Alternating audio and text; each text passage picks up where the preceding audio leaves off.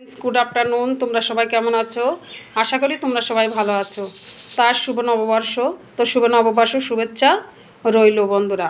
তো পয়লা বৈশাখ উপলক্ষে আমি কি রেসিপি করেছি বন্ধুরা, সেগুলো তোমাদের সাথে শেয়ার করছি।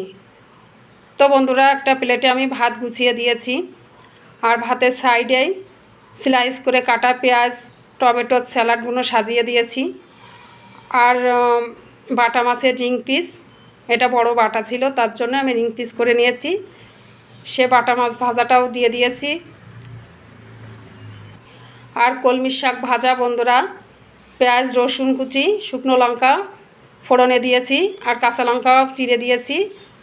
আর সামান্য পরিমাণ চিনি দিয়ে আর কি কলমি শাকটা তেল শাক মতন করে নামিয়ে নিয়েছি।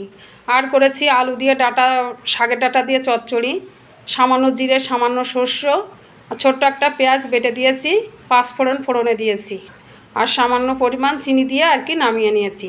আর করেছি বন্ধুরা মটন ক্যারি, আলু দিয়ে মটন ক্যারি করেছি। তো বন্ধুরা, মটন ক্যারিটা করেছি আমি অন্য প্রসেসে, একই প্রসেসে প্রতিদিন ভালো লাগে না। তো এটা আমি পরিষ্কার করে বেছে জল দিয়ে ভালো করে ধুয়ে নিয়েছি। তারপরে পেঁয়াজ কুচি, রসুন থেতো, লবণ, হলুদ, কাঁচা সর্ষের তেল দিয়ে আর স্লাইস করা টমেটো দিয়ে আমি ম্যারিনেট করে আধা ঘন্টা রেখে দিয়েছিলাম। তারপরে কড়াইতে আর কি জিরে, শুকনো লঙ্কা, পেঁয়াজ কুচি, রসুন থেতো, এলাচ, দারচিনি আর কি ফোড়নে দিয়েছি। দিয়ে মাংসটা সে আধা ঘন্টা রেখে দিয়েছিলাম, সে মাংসটা ঢেলে দিয়ে মাটনটা ঢেলে দিয়ে আর কি 5 মিনিট মতন কষিয়ে, তারপরে আদা বাটা, জিরে বাটা, ধনে বাটা, কাঁচা লঙ্কা, শুকনো লঙ্কা বাটা আর রসুন, পেঁয়াজ বাটা এগুলো দিয়ে ভালো করে কষিয়ে নিয়েছি। আর 2-3 মিনিট কষিয়ে নিয়ে তারপরে মশলা ধোয়া জলটা দিয়ে তারপরে আবার ঢাকা দিয়ে কষিয়ে নিয়ে, আর একটু কষিয়ে নিয়ে তারপর টমেটো পিউরিটা দিয়ে আবার ভালো করে কষিয়ে নিয়েছি। আর তার মধ্যে একটু শুকনো লঙ্কার গুঁড়ো দিয়েছিলাম, সানরাইজে শুকনো লঙ্কার গুঁড়ো দিয়েছিলাম।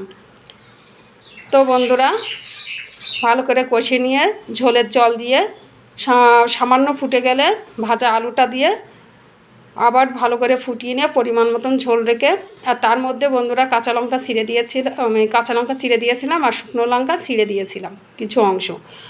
তারপরে ঝোলের জল ফুটে গেলে পরিমাণ মতন ঝোল রেখে নামিয়ে নিয়েছি, গরম মশলা দিয়ে নামিয়ে নিয়েছি।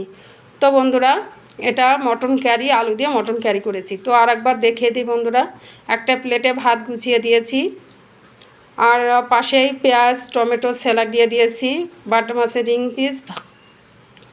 রিং পিস ভাজা দিয়ে দিয়েছি, কলমি শাক ভাজা, ডাঁটা আলু চচ্চড়ি, আর করেছি আলু দিয়ে মটন ক্যারি। তো বন্ধুরা, শুধু মটন ক্যারিটার কালারটা দেখো কত সুন্দর কালার এসছে। তো বন্ধুরা, পয়লা বৈশাখ উপলক্ষে এই রেসিপিগুলো করেছি। তো কেমন হয়েছে বন্ধুরা অবশ্যই কমেন্ট করে জানাবে। আর তোমরা কে কী রেসিপি করেছো পয়লা বৈশাখ উপলক্ষে সেটাও তোমরা জানাবে। আর একটা কথা বন্ধুরা, কখনও কেউ কারোর ভিডিও স্কিপ করবে না, লাইক করবে, ভিডিওটা পুরোপুরি দেখে লাইক করবে, আর গঠনমূলক কমেন্ট করে তো পাশে থাকবে। আর সবাইকে সাপোর্ট করে এগিয়ে যাব। আর বিশেষ করে নতুনদের বেশি করে সবার পাশে থেকে সাপোর্ট করে আমরা সবাই একসঙ্গে এগিয়ে যাব। তো বন্ধুরা, ফলো করে পাশে থাকবে, লাইক কমেন্ট শেয়ার করে সবাইকে দেখার সুযোগ করে দেবে।